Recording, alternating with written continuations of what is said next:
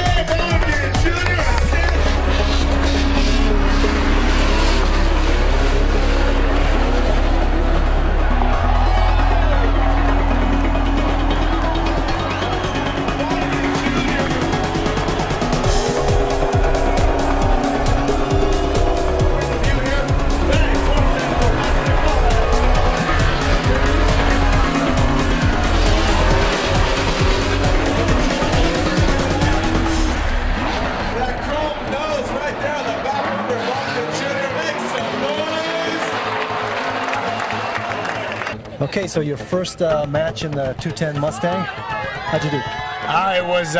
It was incredible, man. The Falcon Tire 2010 Ford Mustang is just, it was on rails today, and we had a great event. Mentally and physically, I felt great. The car felt great, and I really felt it was our event, or at least we're going to make it up, at least on the podium. And unfortunately, my rival Sam Humanet, he parked it on me in the last hairpin. I'm not one to make excuses, but I'm just getting kind of tired of there being some dirty driving out there. And you know, it is what it is. You know, we had an aggressive run. I was on his door, and there was an abrupt stop that I just couldn't do anything about. And you know, my car's 2,500 pounds. His is probably around 3,000, and I should have been able to stop. And so, you know, that's how you know it was an okey-doke maneuver. But it is what it is. The first round, we had an incredible outing, and the fans here in Long Beach are just unbelievable. And we let everyone know that we're here, and you know, I'm just proud to be out there in that new Mustang, and it's a beautiful car, and even, you know, on the showroom floor, it rock and rolls right out of the showroom. So congratulations. Cool. Thank you very much. Thank you. Thanks, GT Channel. Wow.